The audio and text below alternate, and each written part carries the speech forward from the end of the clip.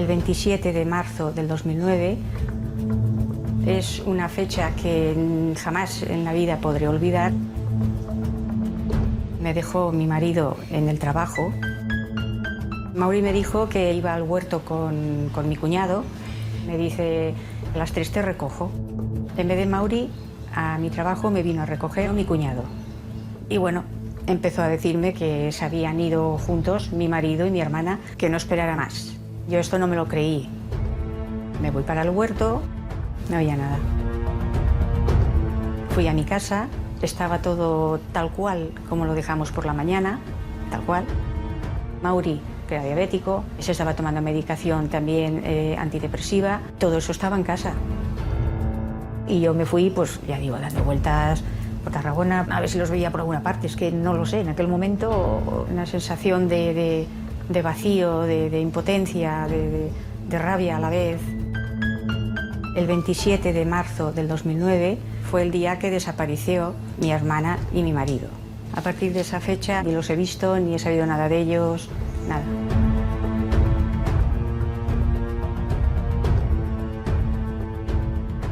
Entonces decidimos contratar al detective.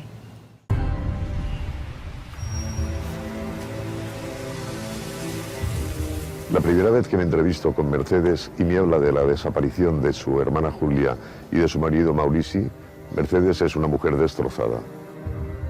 Pero a lo largo de la conversación hay un momento en que me da un dato determinado que me aterroriza.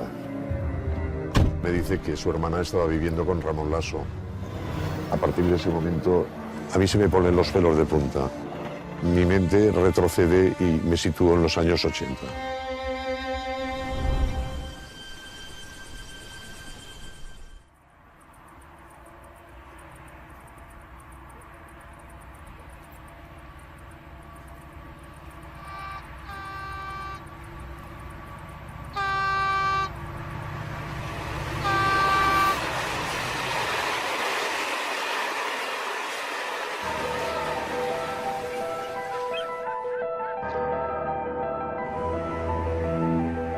El cuerpo sin vida de Dolores Camacho apareció el día 9 de junio de 1988.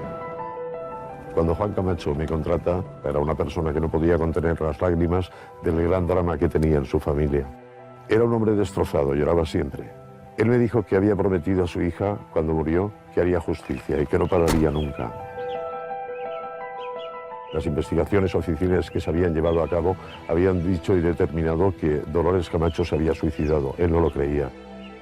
Era un hombre desesperado, buscaba justicia y por eso vino a mí.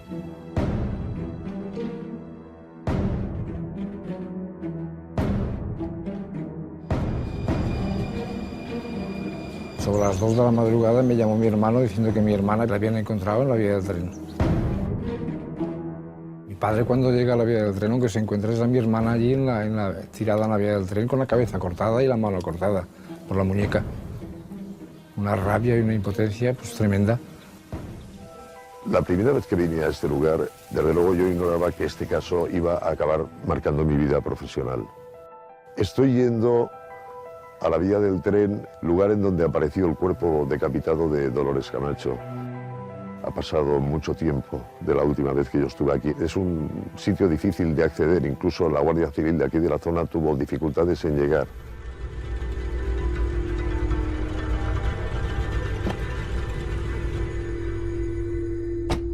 El cuerpo de Dolores Camacho se encuentra tendido en la vía del tren, su cabeza decapitada y sesgada de una forma limpia al lado.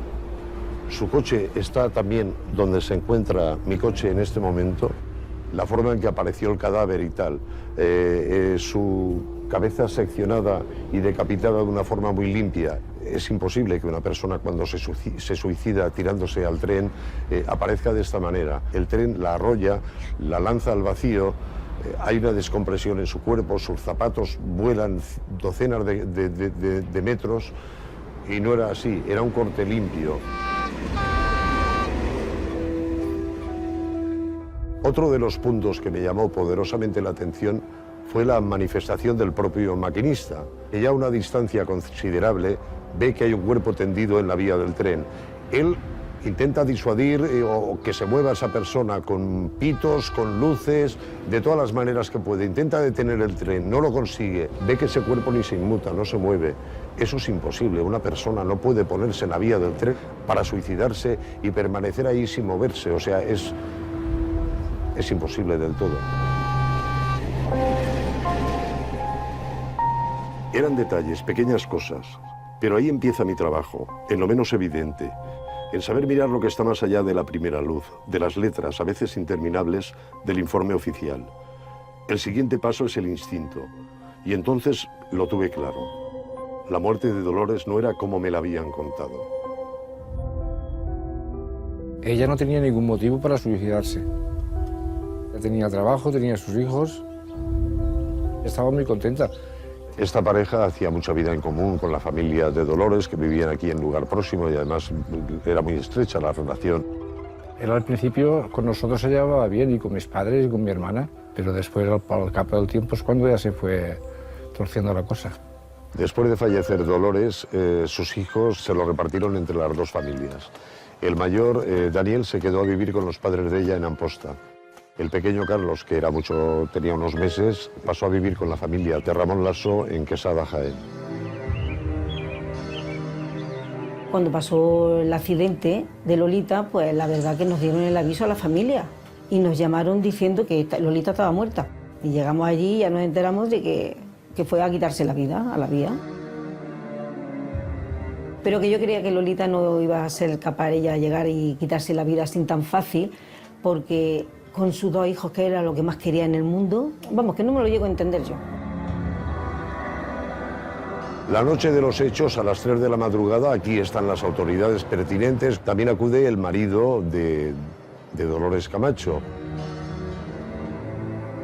Y viene acompañado de un tío suyo que es guardia civil.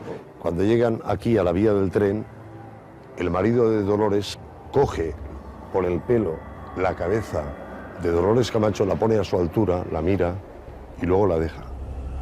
En ese momento el padre de Dolores Camacho se desmaya.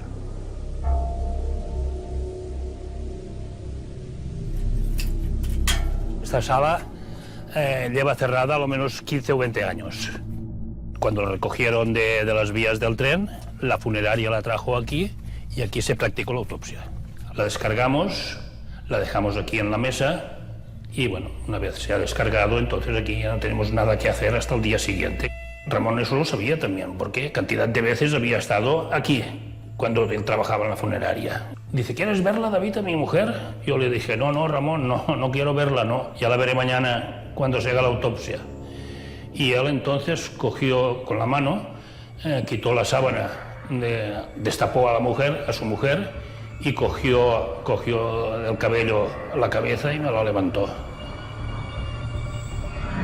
Y mira, mi mujer. Y yo le dije, Ramón, déjala y tápala, que ya la veré mañana, yo no quiero verla. Y cogió la cabeza y la puso de una mesa a la otra. Y yo estaba allí y lo vi. Entonces yo me salí para afuera y estuve un rato sentado en el coche allí. Cuando me di cuenta tenía un guardia civil en cada puerta de mi coche. Porque estuvieron 3 días y 3 noches vigilándome la Guardia Civil. A mí.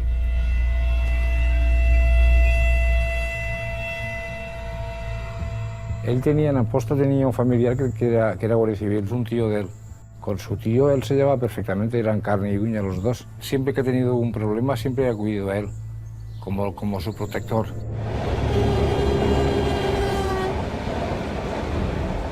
Todas las investigaciones que llevé a cabo me hacían pensar que esto no era un suicidio, pero fue fortuito que apareciera al cabo de muy poco tiempo el testimonio de una tercera persona, José Domínguez.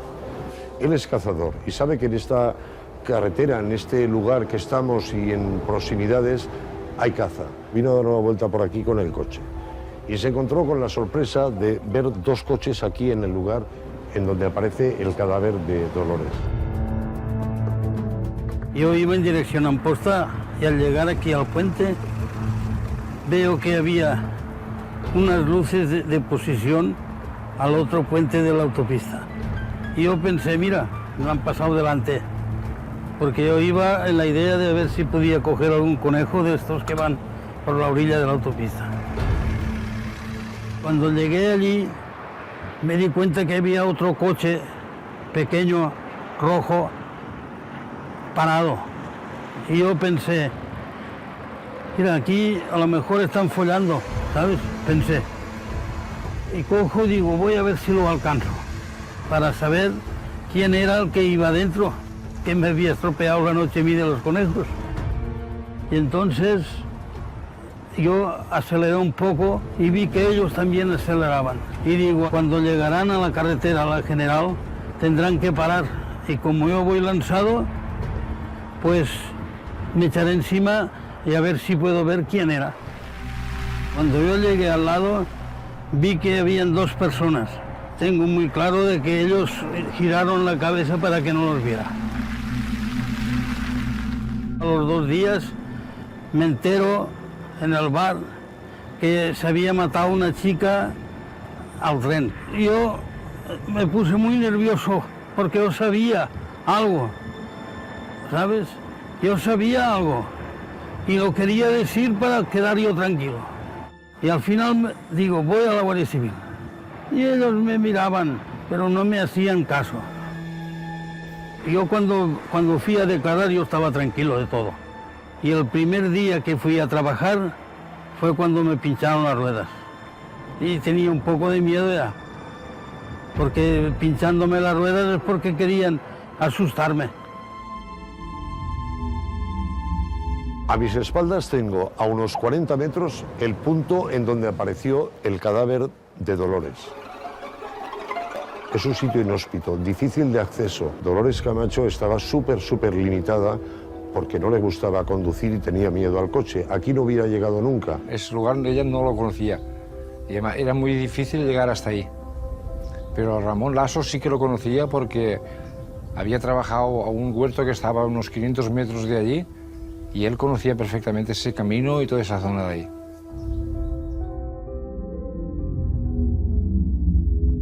Cuesta creer que la Guardia Civil no supiera apreciar estos pequeños detalles que son muy significativos, no dejan de ser indicios. No obstante, la persona que acompañó aquí a Ramón Lasso, su tío, era del cuerpo de la Guardia Civil.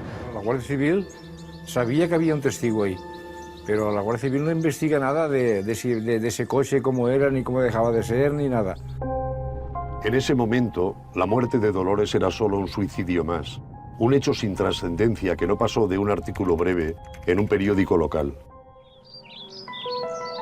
Cada vez estaba más convencido de que no era un suicidio. La extraña forma de quitarse la vida, el testimonio de un cazador que había visto 2 coches junto a las vías del tren, un marido que tenía un comportamiento macabro. No tenía ninguna duda. A Dolores la habían matado. Pero hasta despejar el quién tenía que encontrar antes el porqué. Y eso era lo que me quitaba el sueño.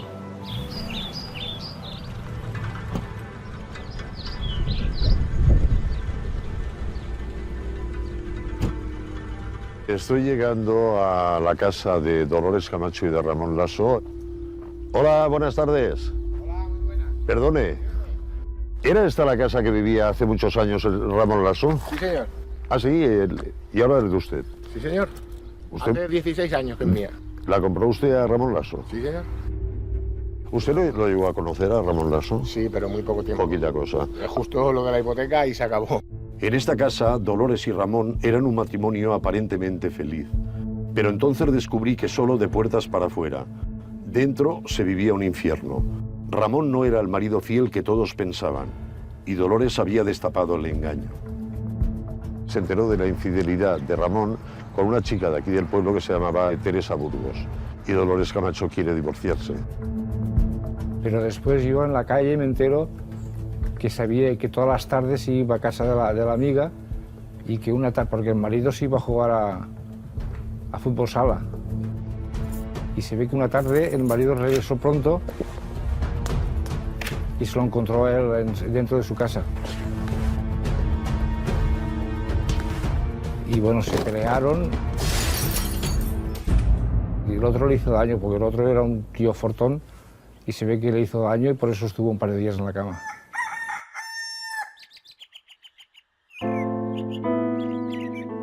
Mi hermano Ramón, cuando tenía 14 años, entonces tiró para arriba, para Cataluña. Se quedó en casa de mi tío Manuel Bayona, era guardia civil. Mi tía Angelita, que era hermana de mi madre, y se quedaron allí con ellos. Ya conoció a Lolita, ya se conocieron allí, se casaron y ya pues hicieron su vida ellos. Lolita era maravillosa, una preciosidad de mujer. Una chica dulce, una chica que a lo mejor él tenía unos nervios y contestaba mal y sin embargo ella se callaba. Los momentos que lo veías con los críos y todo eso, los veías muy cariñosos, los veías bien. No le faltaban a los niños nada, de verdad que no. Estaban muy bien.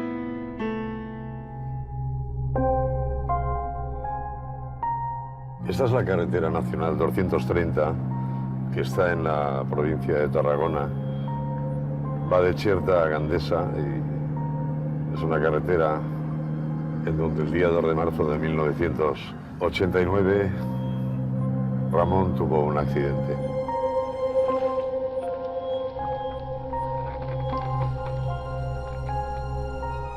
La versión que da Ramón Lasso de lo que ocurrió ese día, en que recoge a su hijo a la salida del colegio por la tarde y se va a Gandesa. Simplemente iban a tomar una Coca-Cola. El resultado de este pequeño viaje, pues, es la muerte de Daniel.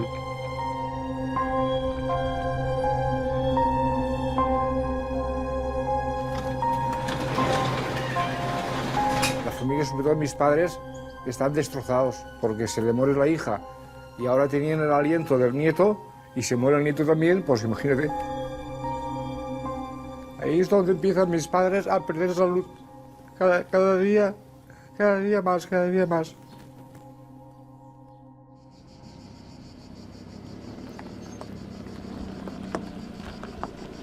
Estamos aproximadamente a la altura del kilómetro 17,5.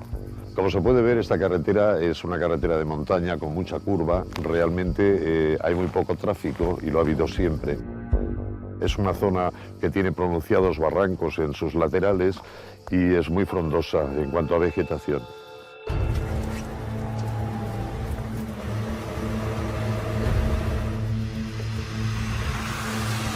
El accidente se produce porque dice que le sale un camión que le invade su calzada, lo cual le obliga a dar un volantazo y cae aquí en el barranco. Él dice que pierde el conocimiento y que cuando se despierta nota que se quema. Y cuando se da cuenta de que el hijo está dentro, dice que las llamas ya son muy grandes y que no puede aproximarse para ayudarle y poder sacarle del coche. Nos llaman de que Ramón había tenido un accidente, que iba con Dani en el coche. Entonces ya cogimos la familia, vamos a Tarragona otra vez. Y llegamos allí, él estaba en el hospital y el niño pues muerto. Pero él estaba pues como yo. Sin arañazos, sin nada. Comiéndose un yogur que se estaba comiendo sentado en la cama, en el hospital. Y yo, de la manera que lo vi, tan satisfecho a él allí, contento y comiéndose aquello y riendo y eso, no llegué a saludarlo, me volví para atrás y me salí. Si caían los dos por el mismo sitio, por lo menos él se tenía que haber quedado un poquito más estropeado que estaba. Y el niño se muere y a él no le pasa nada, a ver eso cómo te lo comes. Dijeron que Ramón Lasso estaba ingresado en el hospital.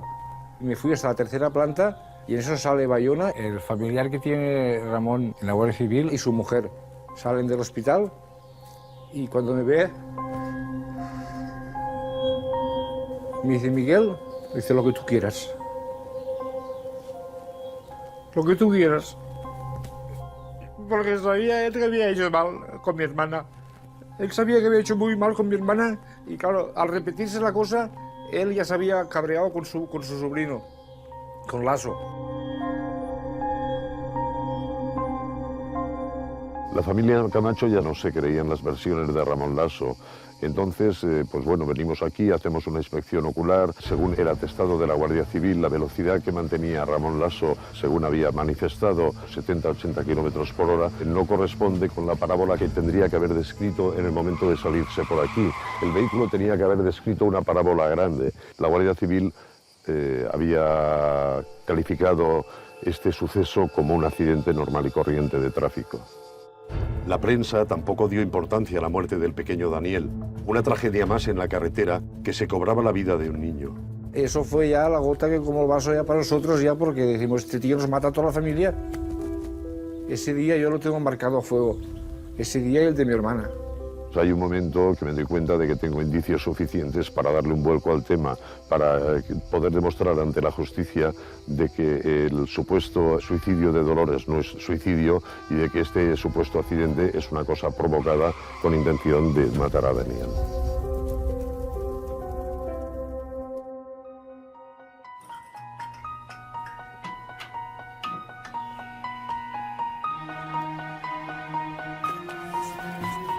Nosotros pues enfocamos la investigación pensando en que el hilo conductor en los dos casos, el marido de ella y el padre del niño, pues había sido el autor de ambas muertes. Él dice que va circulando con el vehículo a la altura de una curva, que se cruza con un camión, que le deslumbra con las luces.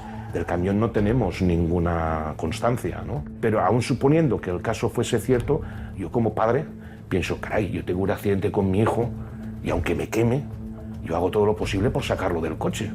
No me marcho del coche y lo dejo en su interior quemándose.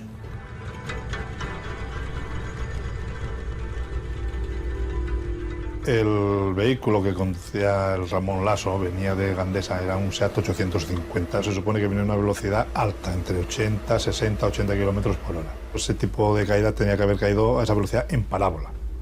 Cosa que no ocurrió porque tenía las marcas que dejó tanto en la superficie terrestre como en las piedras que había por allí y los pinos jóvenes que fue arrancando y cortando su paso indican que venía a una velocidad mucho más corta.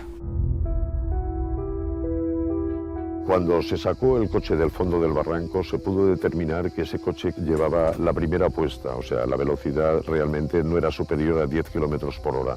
Cuando vemos el vehículo vemos que los tapones tanto del aceite, el depósito de aceite como del depósito de gasolina estaban fuera de su sitio. Y es una cosa muy rara porque son tipo bayoneta, o sea, enroscan tipo bayoneta, con lo cual si hay algún tipo de explosión o arranca el tubo entero, el tapón solo es difícil que salga. Indica que es un trabajo manual.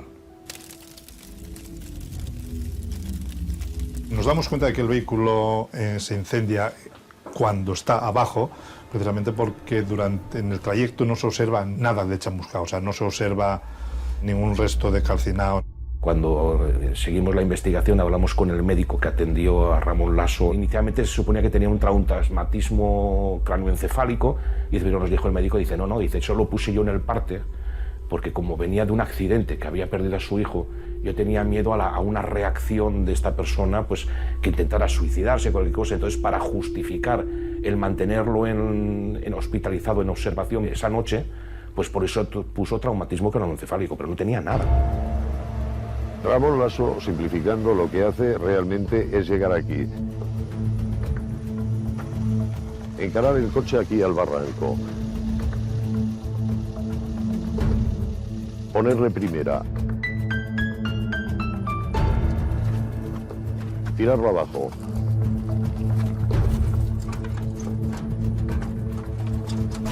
provocar un incendio con el cual mata a su hijo.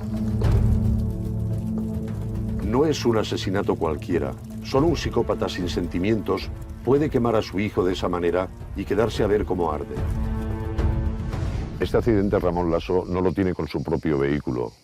Su vehículo, que era un Seat, lo deja en el concesionario y le dejan un turismo de sustitución, este 850. Esto le permite a él cobrar posteriormente un seguro por la muerte de su hijo. Y con esos 3 millones de visitas montó un videoclub en un pueblo cercano de allí. Y a las 2 semanas hizo de padre con el hijo de la chica que estaba. Que los 3 millones que cobró de su hijo, pues lo costeó en pagarle la comunión al hijo de Teresa. A ver, eso cómo te lo comes tú. A ver. El salto cualitativo criminal es tremendo, ¿no? Ya pasa, digamos, de cometer un crimen sencillito a ya una maquinación, pues, para incluso salir beneficiado del hecho criminal, ¿no? Es tremendo.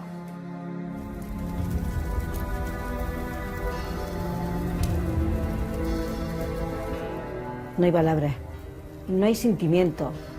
Se ve que los 3 millones le harían más falta que su hijo. Cuando el juzgado de Tortosa recibió el informe del Cuerpo de Policía Nacional, ordenó la exhumación del cadáver de Dolores Camacho.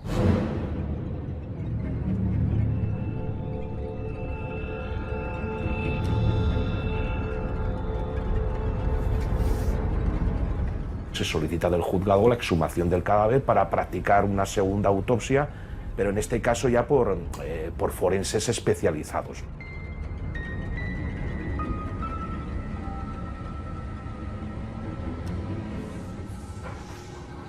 Me llegó una orden judicial de que tal día, a tal hora, hay que volver a hacer una segunda autopsia a la señora Dolores. Ya se notaba que iban todos más al tanto, lo miraban todo mucho más, se notaba la diferencia de una a la otra.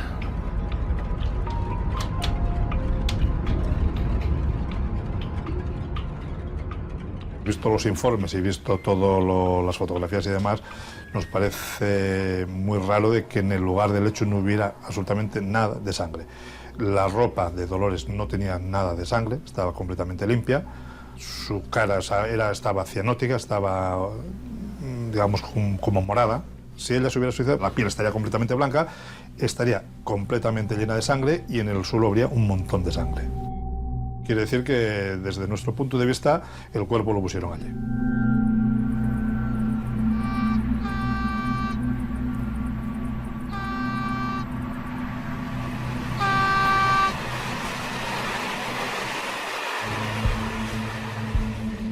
La ropa de Dolores no estaba prácticamente mojada, estaba húmeda pero no mojada. Nos parece también muy raro que las zapatillas no tuvieran absolutamente nada de barro, estaban completamente limpias. Días anteriores había llovido en Tortosa, incluso pedimos unos informes al Observatorio del Ebro, había caído hasta 25 litros por metro cuadrado en la zona. Lógicamente, si hubiera ido caminando hasta aquel lugar y se hubiera puesto en la vía del tren, pues tendría las zapatillas restos de tierra, de barro, y no existía, ¿no?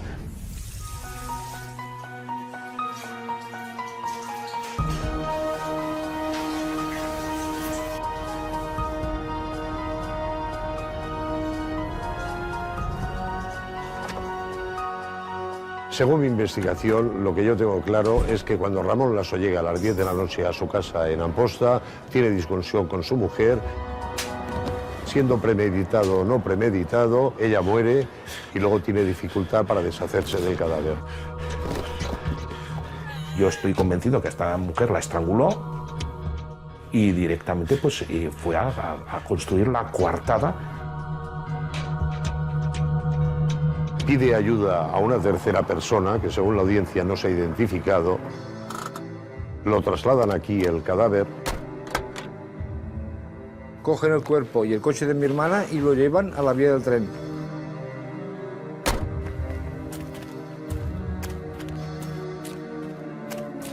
El hecho de que la pusiera Ramón Laso en la vía del tren era para ocultar las marcas que tenía en el cuello. La dejan allí a la vía del tren, dejan el coche de mi hermana en la vía del tren y se van los dos con un coche. Pero Ramón Laso no contaba con una variable imprevisible: la aparición de José Domínguez, el cazador que pasaba por allí y le siguió con su coche. Cuando yo llegué al lado, vi que habían dos personas. Tengo muy claro de que ellos giraron la cabeza para que no los viera. El titular del jutjat número 2 de Tortosa ha declarat presó incondicional para Ramón Laso Moreno. Juan Camacho, el día que tiene la noticia de que a Ramón Laso le han detenido, fue la única vez que no lloró y que le vi un poco tranquilo, simplemente un poco tranquilo. No llegó ni a sonreír. Ese día que lo detienen, yo por lo menos y mi familia estábamos contentos para ver si se hacía justicia.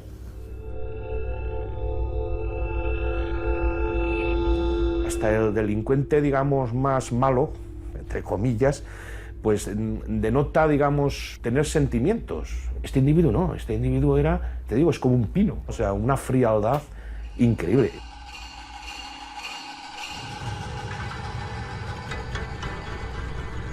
Ese día no vi a mi mujer. Y nunca me discutí por ese motivo. Porque si ella se hubiera planteado que yo estaba con ella y me lo hubiera firmado, yo con decirle, tú te vas a tu casa, yo me voy a la mía, estoy seguro que se hubiera hecho. ¿Me comprende? Porque yo mi vida la llevaba muy tranquila y muy bien. Y lo único que pido es que hagan justicia conmigo y nada más. El día 28 de diciembre de 1993, Ramón Laso es condenado a 57 años de cárcel por el asesinato de su mujer Dolores y por el asesinato de su hijo Daniel.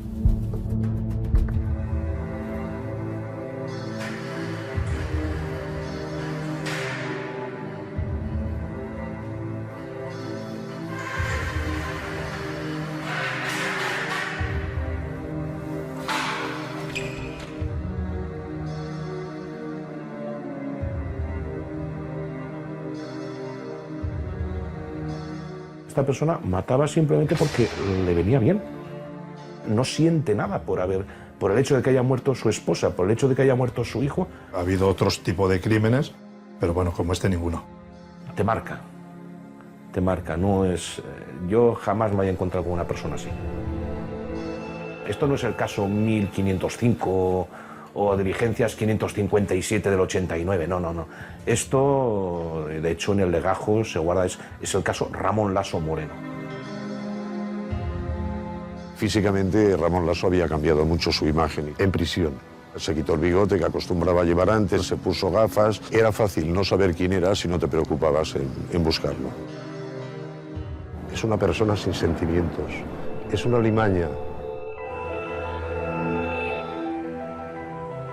Humano no tiene que ser, no. Se ha matado a un hijo, mata a una hermana, mata a un padre, mata a quien se le presente.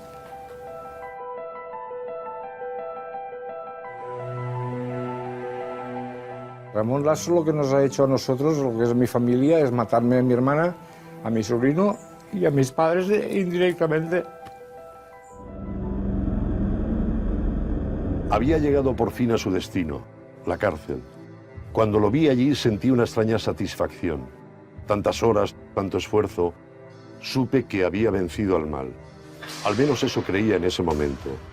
Pero no todo estaba escrito en la historia de Ramón Laso. Ramón está en prisión a cuerpo de rey porque es un encantador de serpientes.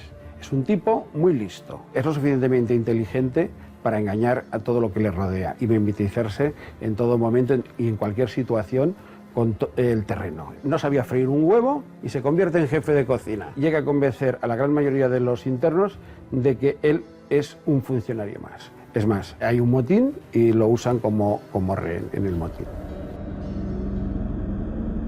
A mí un día me ofrecieron de que allí en la prisión por poco dinero lo podían pinchar y cargárselo. Y yo dije que no lo hiciesen, que no. Que me lo propusieron 2 veces, de pincharlo ahí en la cárcel. Y yo dije que no.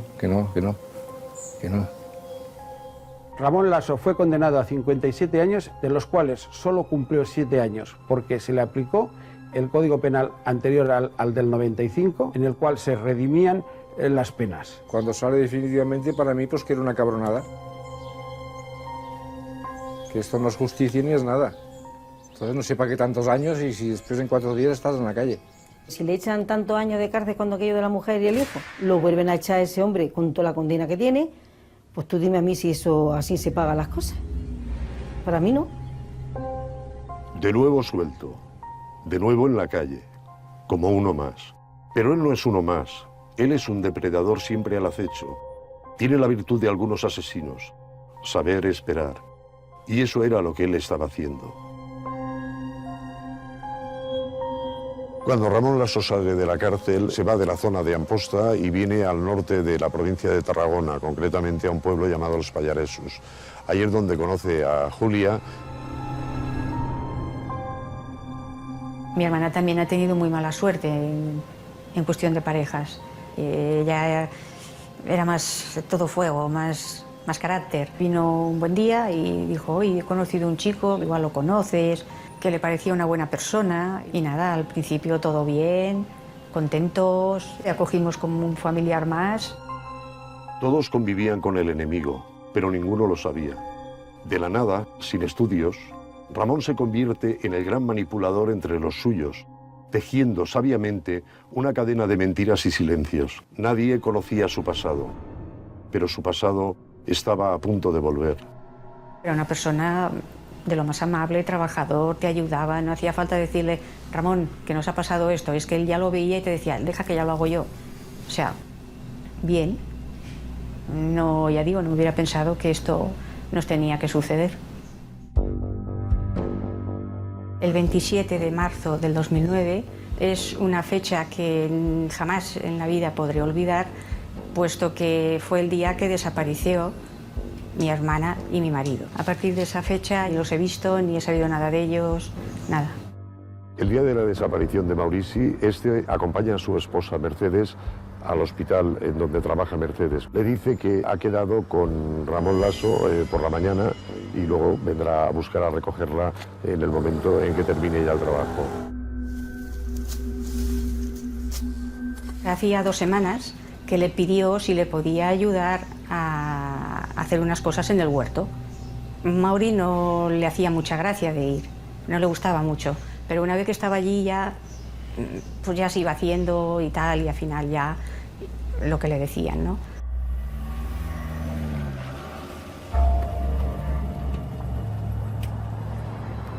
Este es el huerto que tenía Ramón Laso en el momento de desaparecer Maurici y Julia. Maurici, en el momento que deja a Mercedes en el hospital el día de su desaparición, lo que hace es venir aquí con Ramón Laso, que es el lugar donde él ha quedado para verse y ayudarle o estar con él. Mauri me dijo, dice, qué raro, Merche, dice, porque dice, me dice Ramón, dice, no digas nada a Julia y a Merche de que vienes al huerto. Pero claro, Mauri me lo contaba.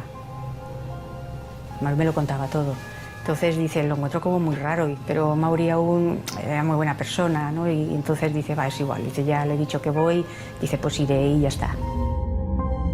Sin embargo, lo que dice Ramón Laso, que en vez de acudir aquí Maurici, lo que hace es que se acaban citando telefónicamente en el centro de Tarragona y que Maurici le pide que le preste 1.000 euros.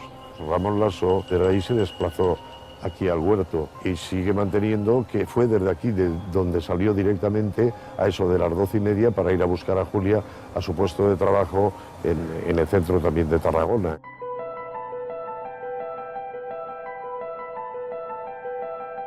En aquel edificio situado ahí en el número 108 de esta avenida trabajaba Julia, era una persona responsable, trabajadora, su oficio, su trabajo era de portera. La versión que da Ramón Laso es que él viene a recoger a Julia y se encuentra en ese momento con Julia y con Maurici. Y le dicen que están hartos de ello, incluso parece ser, según dice, que los insulta, le dice que se van juntos, se suben al coche de Maurici y luego le tira las llaves de la portería diciéndole, si quieres trabajar ahí, hazlo tú mismo. Desde ese momento nunca más se les ha vuelto a ver. Ramón cuenta que ahora le dice, tú eres un cabrito, te has juntado con mi mujer y nos has hecho mucho daño a Julia y a mí. Por tanto, Julia y yo hemos decidido marcharnos y no nos lo vas a impedir.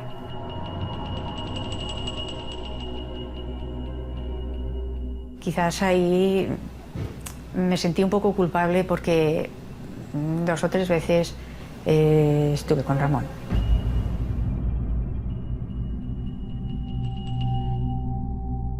Cuando Mauri cayó mal, la medicación que tomaba, lógicamente la libido no puede con esa medicación que toma. Pero en aquel momento no te sé explicar el por qué, pero quizás, ya digo, fue esto, que Mauri no podía y tal, y me pilló en mal momento, ¿no? Y bueno, ¿me sentí engañada? Sí, me sentí engañada. ¿Me sentí culpable? También. Pienso que él ahí se obsesionó conmigo y entonces me pidió que me fuera con él y yo le dije que no. Yo le dije a Ramón que mientras estuviera Mauri y estuviera mi hermana, nunca los iba a abandonar, nunca me iría con él. Pienso que el móvil fue este, que él se pudo obsesionar conmigo y ante mi negativa, o mis negativas, pues hizo desaparecer a Julia y a Mauri. Mercedes se siente culpable de toda esta situación, más a toro pasado, que se da cuenta que con su frase pudo ser la detonante de los hechos. No es así, sino porque este señor no necesita que nadie lo empuje para que cometa estos actos criminales. Según la versión de Ramón, después de ver el episodio este que ha tenido con Maurici y con Julia en la portería, viene aquí al hospital a buscar a Mercedes para contárselo.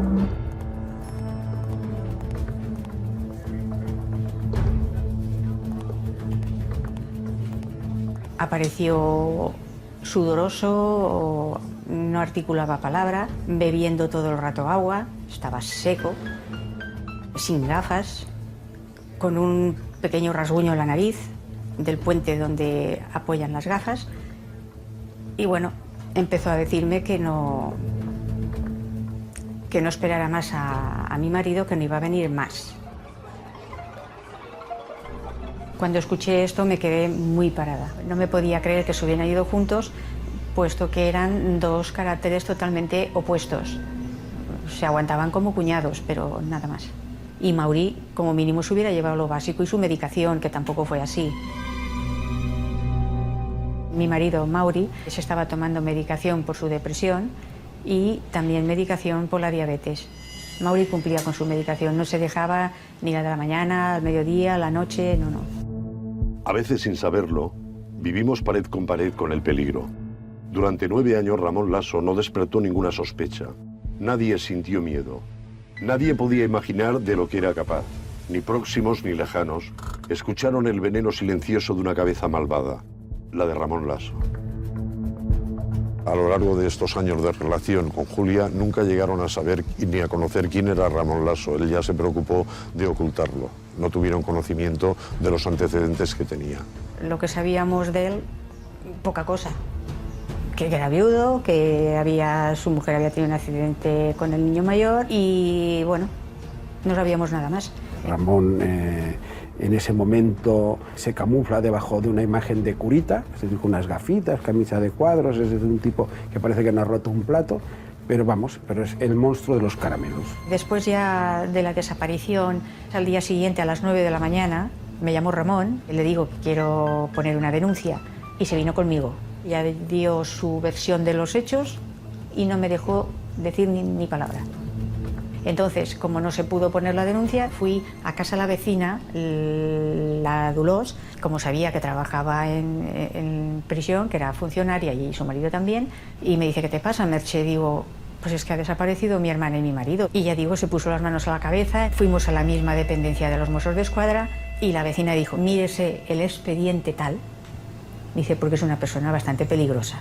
Y fue ahí, en realidad, cuando ya empiezo a enterarme ya pues todo el pasado que tenía, lo que hizo con la mujer, lo que hizo con el niño, bueno, en fin, ya me enteré de todo ya. Entonces decidimos contratar al detective. Yo me entero de que Ramón Lasso está en la calle cuando me entrevistó con Mercedes y me quedó realmente sorprendido. Desde el primer momento no parecía una huida, una desaparición voluntaria de dos personas. No se llevan pertenencias, no se llevan documentación.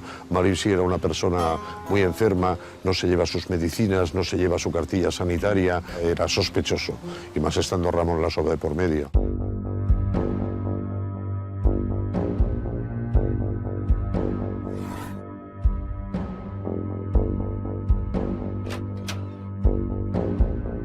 Mercedes presenta la denuncia el 28 de marzo del 2009. Lo que sí que se pone en evidencia en esa denuncia que la desaparición es una desaparición sin causa aparente.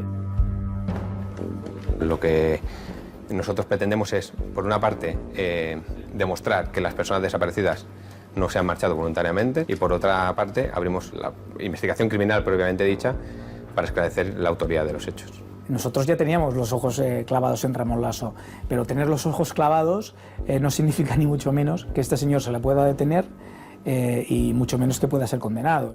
El día de la desaparición de Maurici y de Julia, Ramón Lasso dice que tanto Julia como Maurici se fueron al tener conocimiento de la relación que había mantenido con Mercedes. La versión que da Ramón Lasso se desmonta totalmente porque da la coincidencia de que a la misma hora que sale Julia y precisamente detrás de ella, el presidente de la comunidad de vecinos va a buscar a sus hijos al colegio. Julia trabajaba en la comunidad de donde en ese momento era yo el presidente. Julia trabajaba hasta la 1, ella salía del edificio y la esperaba un coche, ella iba delante de mí y llegó al coche, intentó abrir la puerta, estaba cerrada la puerta, y hizo acción de abrir la puerta, no pudo, alguien le abrió desde dentro, abrió la puerta, se metió dentro y el coche gira en dirección hacia la Plaza Imperial.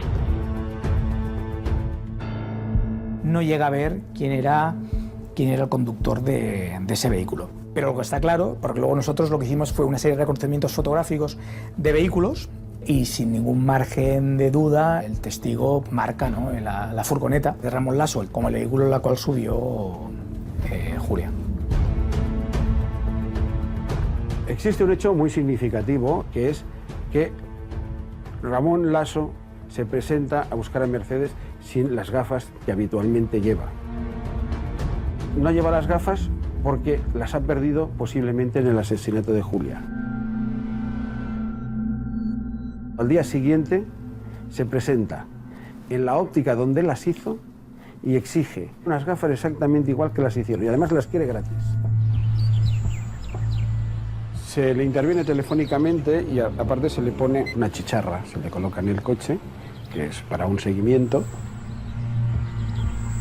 En todo momento saben en qué lugar se encuentra, si para, pues saben el tiempo que ha estado parado, calle, número, etc. Al poco tiempo de desaparecer, empiezan a aparecer supuestas pruebas de vida de los desaparecidos.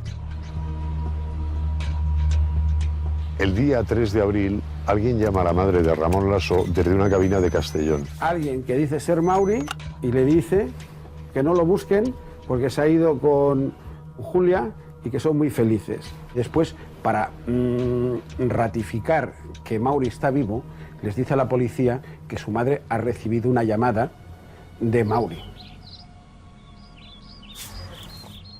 Y la policía se sorprende porque cuando se ponen en contacto con su madre dice, ¿y ustedes cómo lo saben? Porque yo no se lo he dicho a nadie, ni a mi hijo se lo he dicho. Por tanto, ahí ya él se descubre en cierta forma. ¿Cómo es posible que Ramón Lasso tuviera conocimiento de esta llamada? Ramón Lasso cometió muchos errores después de la desaparición. El 28 de mayo de 2009, alguien envía un fax a la Seguridad Social, a Tarragona, solicitando una serie de cambios en el cobro de la pensión de Maurici. Le digo a mi hermano, digo, qué extraño, digo, no han ingresado la paga de Mauri. Fui a los Mossos, expliqué lo que había pasado y bueno, y enseguida dieron con el tema. La nómina de Mauri fue a parar a la cuenta del Banco Santander de Julia para que así siga pagando su hipoteca del piso, ¿no? En Cambrils, desde donde se envía el fax a la Seguridad Social, ¿vale? Desde esta tienda, que se encuentra aquí en Cambrils, nosotros tenemos posicionado el coche de Ramón un rato después del envío del fax. Detrás de estos hechos, Ramón Lasso tenía una doble intención. Por un lado, era demostrar de que estaban vivos, de que estas personas efectuaban cambios de cuentas porque estaban vivos, y por el otro lado, es que era Ramón Lasso quien tenía acceso a la cuenta de Julia y era él quien iba a disponer de esos dineros.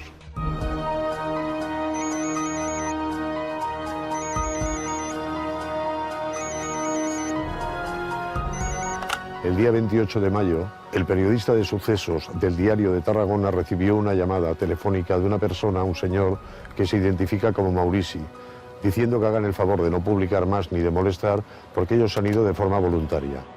Esa llamada se produce en Morella, en Castellón.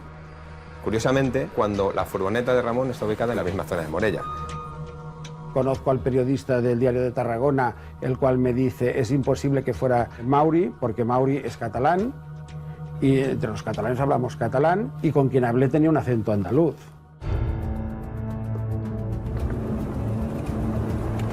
Después ya de la desaparición tanto de Mauri y de Julia, Ramón se ve que al pasear a los perritos se encontró con una vecina, una chica joven, que se quedó viuda de muy poco tiempo. Y él se ofrece, pues, bueno, pues le saca el perrillo, como él dice. Esto evidentemente, y en base a la personalidad psicopática de Ramón, no es gratis. Es simplemente porque él espera obtener un beneficio de ello, que es formalizar una relación o llegar a tener una relación sentimental con esta vecina.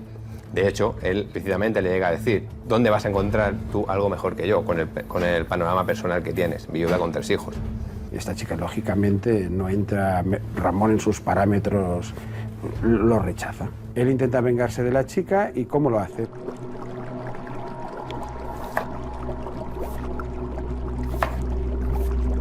Ella está un día en la cocina y ve que de pronto sale Ramón del parking de su chalet. Se fue hacia el garaje, este le había colgado allí un pajarito por las patas muerto. Me llama y me dice, Merche, me he encontrado esto. Dice, ¿qué quiere decir? Digo, mira, digo, no lo sé. Quizás yo te lo diga de esta manera, digo, eres pájaro muerto. Y entonces se asustó más. El cuñado de esta chica se encontró con Ramón y le dijo que hiciera el favor de dejar a su cuñada tranquila. El cuñado, un buen día, pues cuando coge la furgoneta suya, los frenos no funcionan y según le manifiesta el mecánico, y así nos informa él, parece que habían estado manipulados. Es un ejemplo más de la personalidad de Ramón Lasso. Es una persona muy fría, no tiene empatía. Cuando algo se interpone en su camino y va en contra de sus deseos y de lo que él quiere, actúa de una forma expeditiva y rápida. No tiene ningún tipo de remordimiento por quitar de en medio a alguien. Es un psicópata de libro. Todas las miradas se centran ya en Ramón Lasso y los medios de comunicación siguen sus pasos de cerca. Un equipo de investigación le graba en el bar que regentaba en ese momento. ¿Usted cree que tenían relación entre ambos, Julia y Mauricio? Yo no tengo que hablar, no. ¿No sabes si fueron juntos? Posiblemente sí. Hemos estado en la consejería donde trabajaba Julia. ¿Fuiste a recogerla a la una? Sí, ¿no? Coger el trabajo y dijo que se iba con su cuñado. Estaban los dos juntos. No, los dos juntos. Estaban los dos montados en el mismo coche. Pues la familia Lamas sospecha de usted por lo siguiente. Yo ya ¿Y que yo fuera Rambo? Es lo que nos han contado. Nos han comentado que usted estuvo en la cárcel por el asesinato de su primera mujer y su... No voy a hablar sobre eso y usted tampoco tiene derecho de decir esa palabra. Estuvo en la cárcel por eso. Yo no lo sé. Tenemos la sentencia que... Hemos acabado. Tome el café, si quiere irse se puede. Se la dio la noche, ¿vale? No, pero a ver... ¿Vale? No yo no le he moleste. faltado a usted. No, yo tampoco le he faltado. Usted le está faltando. ¿Por qué? Ya está.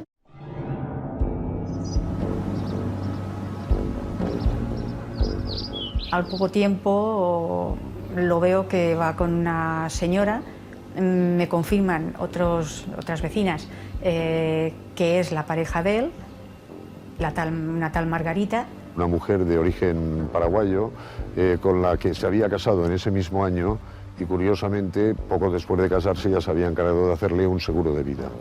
Yo lo que decía que qué es lo que tiene mi hermano para hacerse con relación con las mujeres tan rápido.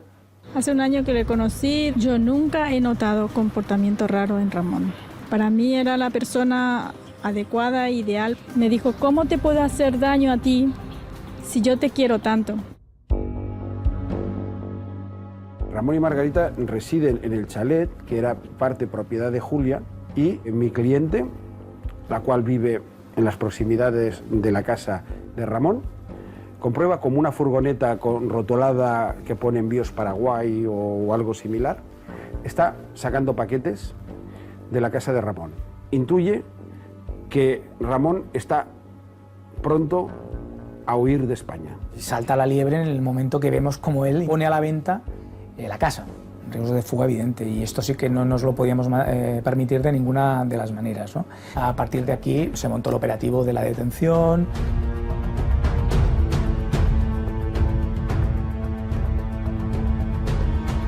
La detención de Ramón Lasso se produce el día 29 de mayo del 2011. En el momento que nosotros accedemos, Ramón se dirige a mí directamente y hace un comentario en el que dice: si me hubierais avisado hubiera preparado algo, sabiendo que veníais.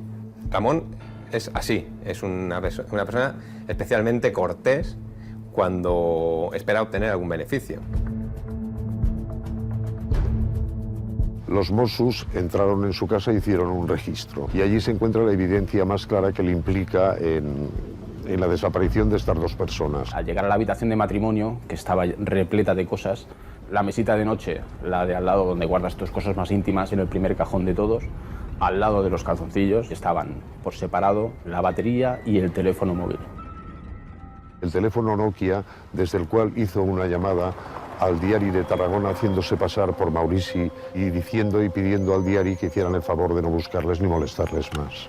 Aparece también un pico, una pala y al parecer tiene restos biológicos, pero transcurridos los años, ahí no se puede averiguar de quién son los restos biológicos. Mi marido Mauri y mi hermana Julia desaparecen en el 2009, pero hasta los 2 años no lo cogen preso. Entonces, durante esos 2 años vivíamos muy cerquita y yo pasé bastante miedo, más que miedo, pánico, porque a veces me dejaba cosas del huerto en mi casa.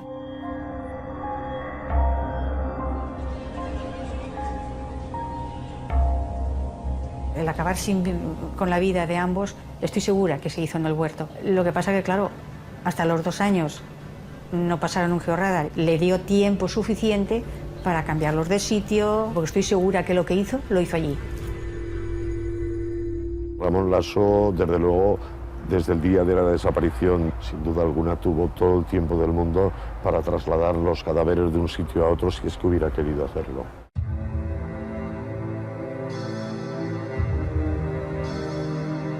El juicio es un juicio complicado, es un juicio donde no tenemos restos biológicos, no tenemos cuerpos, por tanto nos enfrentamos a intentar conseguir una condena jamás conseguida en España. Señor Lasso, ¿usted mató a Mauricio Fan? No he matado porque la señora Julia y el señor Mauricio no están muertos. Ellos se fueron por todo el motivo de su mujer y por el engaño de su mujer. La señora Julia y el señor Mauricio en el año 2009 no tuvieron ningún accidente. Eso es que se lo están montando, se lo están imaginando sin demostrar nada. Señor Lasso, ¿usted mató a Julia Lamas? No. Es el primer caso en España en donde una persona que sin haber confesión, sin haber pruebas directas de ADN, sin haber testigos, sin haber el arma del crimen, sin haber cuerpos, se condena a una persona por el gran cúmulo de indicios que habían, lo cual evidentemente constituye también una prueba. Existe un componente sexual y un componente económico. En cuanto se juntan esos dos componentes, Ramón es imparable. Es decir, cualquier cosa que se pueda poner por delante, la elimina. Ramón Lasso es una de las personas más peligrosas que he visto en mi vida. Posteriormente ha ido perfeccionando con el tiempo la forma de matar, de manera que en esta ocasión, con Maurici y con Julia, ha hecho desaparecer los cadáveres que no se han encontrado, creyendo él esa falsa teoría de que si no hay cadáveres no hay delito. Estamos orgullosos de que hayamos conseguido una condena de 2 penas de 15 años, es decir, una condena de 30 años. Y espero que se pudra en la cárcel lo que le resta. Mi hermano me da miedo que venga y tenga rabia y me mate. Tiene que pudrirse dentro de la cárcel, porque si lo sueltan, volverá a repetir la hazaña. Me gustaría que Ramón pudiera confesar dónde están los cuerpos para evitar ese dolor que ha producido, pero Ramón no lo va a hacer. Los echo muchísimo de menos, sobre todo a Mauri, claro está. Hasta que no aparezcan los cuerpos, tanto de Julia como Mauri, sinceramente yo no podré descansar.